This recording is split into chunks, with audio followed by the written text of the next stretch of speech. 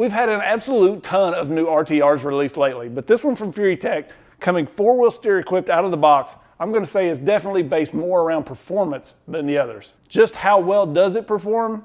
We're going to find out. But first, let's take a closer look at what we're working with here, and then we'll hit the course. First off, I want to talk about the transmitter, because a 4-wheel steer RTR, usually our rear steer is very hard to control. But luckily for us, Furitek has took this very familiar looking transmitter here and added a 4-wheel steer knob to it. Now my only complaint with this is it's just a little touchy. It moves very easily. I'd love to see this center on its own. That's probably not going to happen. I did put in a request that this just be a little stiffer, because I found myself bumping it. Anytime you would even like pick the controller up or adjust your hand, you're constantly bumping that, which knocks your rear steer off. Now, the good thing about it is it makes it very easy if you can get used to working your transmitter like this. You can kind of rear steer with your thumb as you're driving. I do want to say this is all a test unit, so the final production model will be slightly different. I don't know if that's going to be changed or what. I put in my request. That's all I can do. Now, I have confirmed it will be a hard body, just like this, very similar to this anyways, better production model, obviously. This is just my sort of test body, but you know, a hard body, it doesn't have a lot of weight to it, so it's not a bad choice, but it's kind of an odd choice for a performance vehicle, in my opinion. So I like the touch of the hard body. It's a little something different, but as you'll see, it's 50 grams here versus something like this is 28. So if you are 100% going for performance, that's just added weight up high that you're gonna have to offset with some weight down low. So the final body is supposed to be a hard body with injection molding, so I'm sure there will be some cool paint jobs offered. I don't have a lot of info on that. That's all I know, basically. Now the truck underneath is very similar to what we've seen in the past from Furitek, with a couple little improvements in my opinion. For one, we've got this new mini Komodo Unity in here, which is by far the best Unity they've released. This is your ESC and motor all in one, so it's a nice compact design. Keeps everything nice and clean in here. Having this mounted towards the rear, it stays fairly low, and then it allows us to mount our battery up front here. They did a good job with the plate up front for the battery. I always get people that say, I'll put it at the very front, you know, and yeah, you could kind of do a plate and mount your battery right here. But if you put this battery up here, it's going to be sticking up way up here versus down a bit. So anytime you can get that down, even if it's not as far forward, I would always go lower. So you want good weight forward, but you also want it as low as possible. So without doing sliders, you're not really going to get it any lower than right here. Now it all works out pretty well here, clears the front drive shaft and everything. You can see underneath we've got some nice new links. I like the rounded edge on these. So we've kind of had like a squared edge link in the past, and you can see the uppers kind of have like that squared edge to them. These have a nice smooth roll to them, so it should slide off of things very well. And overall, a nice touch underneath there. I will say the upper links feel a little loose. They have the rubber seals on them, but it just seems like they move on the balls in there a bit. And so you get this like shimmy right there. You see that? So I'd almost rather just see plastic uppers or something if it could eliminate all that slop in there. But we do got all metal links on the steering and underneath, so that's really nice. We've got some nice metal drive shafts as well. Pretty much everything that you're gonna need to upgrade on one of these platforms has kind of already been upgraded. So while sometimes my thoughts or opinion on a highly modified RTR like this are a little mixed, because maybe this doesn't have the exact components I would choose as a builder for a custom build, I do think they're a great value for anybody that's looking to pick up just an RTR, or maybe somebody who doesn't want to do the wrenching themselves or doesn't want to have to do the research on what parts they need and what transmission to put with this motor. And it takes some of the headache away. And then if you start adding up the value of everything that you get with something like this, a lot of times it's a really good value as well.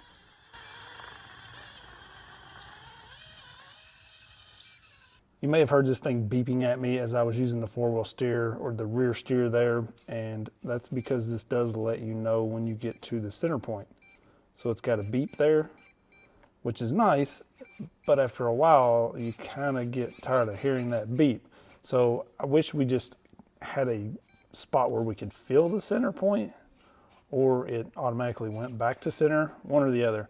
It is very touchy, so I would find myself just bumping it at times, like just not even meaning to. I mean, it's very, very sensitive. So, and there's like no horseback to it. It just does what it does. So, very easy to work if you're kind of driving like this, as I was saying earlier. If you can get used to doing that, you can use it pretty well. Most of my driving, I was filming with one hand and driving with the other, so trying to work the rear was pretty complicated for me. But if I wasn't filming, I actually think I would really enjoy this, being able to kind of easily work it while driving. This is a well put together truck. There's just one thing that really kind of kills the performance for me personally, and it's why I've never used these axles for any sort of custom build.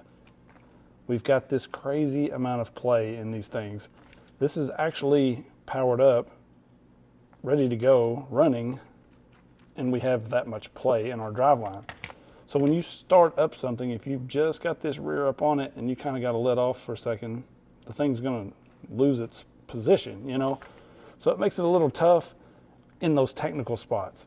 The other thing we've done to these is they've got these wild wideners, I call it.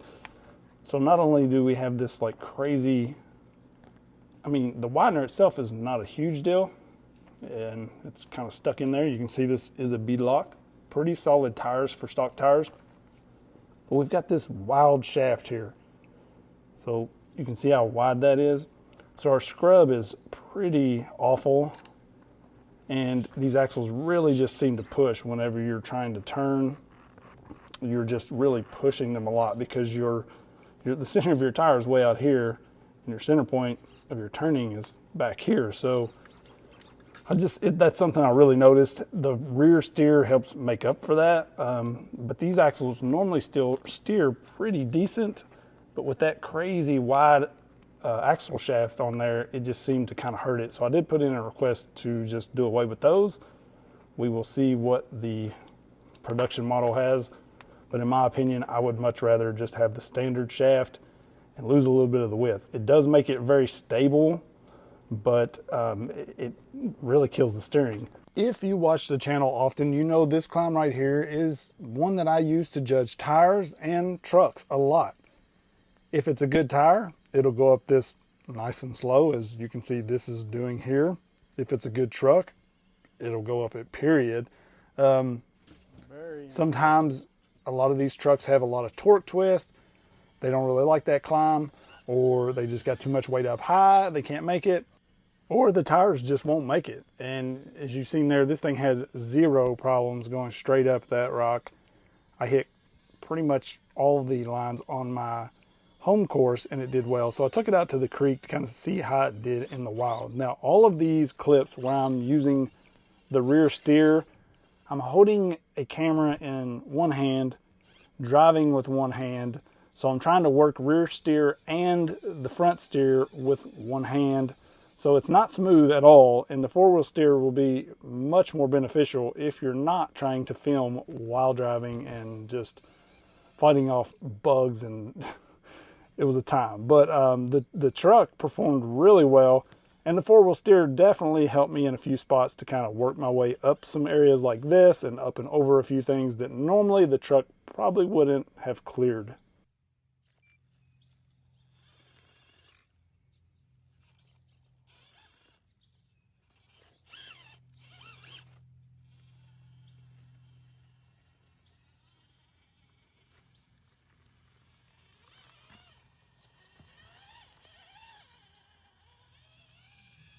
I feel like the biggest competitor for this will just be the Juice Up. It's a very solid truck for the price. Right now this is about $189. This is $299. So is there $100 difference here? That's a video I plan to do. Hopefully just a back-to-back running, kind of let you guys see what they are both capable of. but I'm going to spoil it a little bit. I do think, as far as value goes, you definitely got more than $100 here. Just the front axle and servo and everything. If you're looking for four-wheel steer, there you go. I mean, that's pretty much worth the $100 there alone. And then you're getting a slightly better chassis, in my opinion. I like the breakover on this chassis a little bit better than this one. It's just so long right here that it kind of seems to hang up. And then I do prefer the mini Komodo Unity. I like the Bluetooth tuning. I can do it on the fly. And then you've got your metal links and drive shafts and everything. So there's definitely $100 in value there to me. Is it to you? That's for you to decide. I do not care which one you buy. Just kind of a quick comparison in my thoughts. We'll try to do a back-to-back running if you guys are interested in that, this versus this at some point. We're also getting the Furitek Stellar transmission, all metal gear transmission in here, which is just a more basic single-speed transmission. Definitely saves some weight off of the CR18P transmission in the Juice Up that's really built for a 2-speed that just has the shift servo removed. You'll notice in this clip right here how stable this thing is, being that it's ultra wide. You'll notice that rock kind of moved and really just pulled this thing down in a hole, and it didn't loop out. It held its own there. I was able to kind of back up and just hit it again, and then we made it up it just fine. I will say these tires, for stock tires, they're pretty dang good. They may be some of the better stock tires I've ran. They seem to do really good out at the creek. I always feel like we're going to change wheels and tires. It's just one of those things. I'm going to put the wheels I want and the tires I want. I would like to get a little more squish out of these. As you'll notice, they just kind of spin on the rock. So the good thing is they're bead locks. So if you want to use these tires, you can pull them apart and cut the foams or do whatever you want to do. Put some inserts in there or whatever you want to do with them and get a little better traction. But you'll notice the four-wheel steer really can help this thing get up some things that it would just struggle with without it.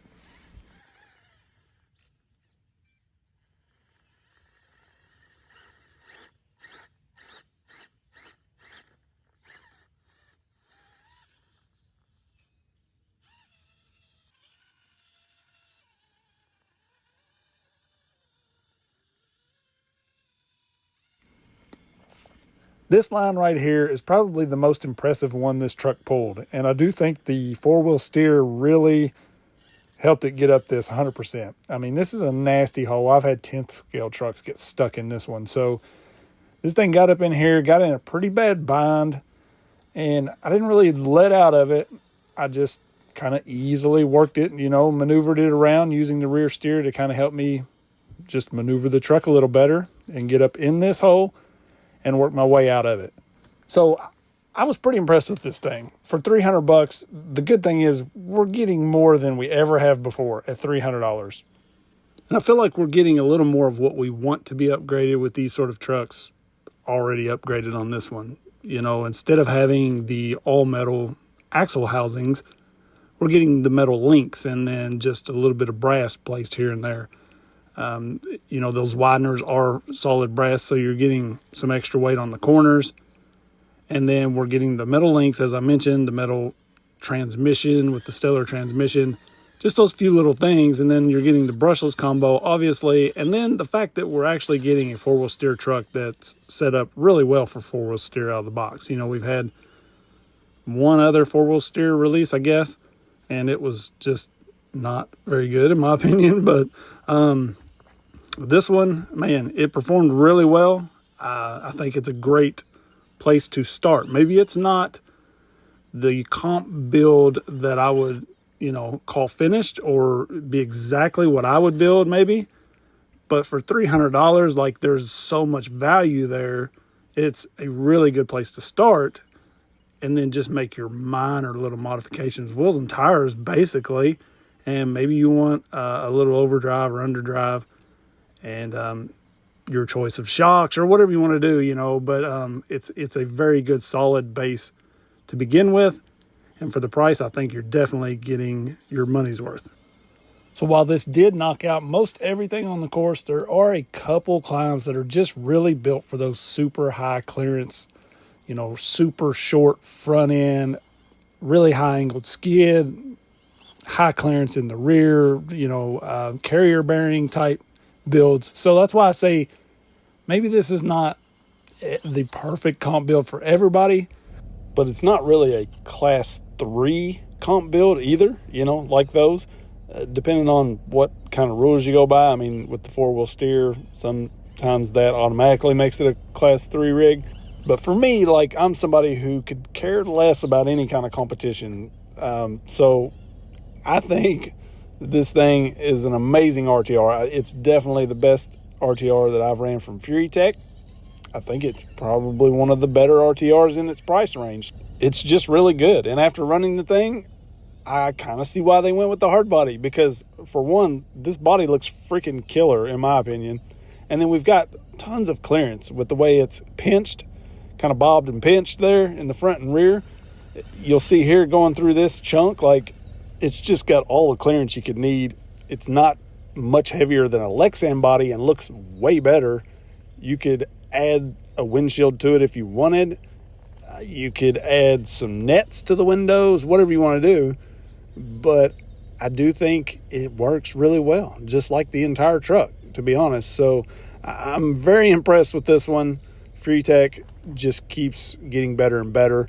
The motor and ESC combo, the unity in here is perfect. I mean, just absolutely perfect. Tons of wheel speed. I ran this on 2S the entire time I ran it. And if you guys know me, I run everything on 3S. And I just never felt like it was needed at all in this one. Perfect. I mean, the gearing is perfect. Slow crawl's great. Plenty of punch and wheel speed. It all just works. It's a really good flex on this thing. Look at that. I'll probably toss a little overdrive in the front. My wheels and tires of choice, just because I like the look that I like. And that's about it for this one. So I'll be linking this one in the description as soon as I find out where it's available. And I want to say thanks to the channel members. If you haven't checked out the memberships, go check them out. I greatly appreciate you guys. I appreciate everybody hanging out. So till next time, peace.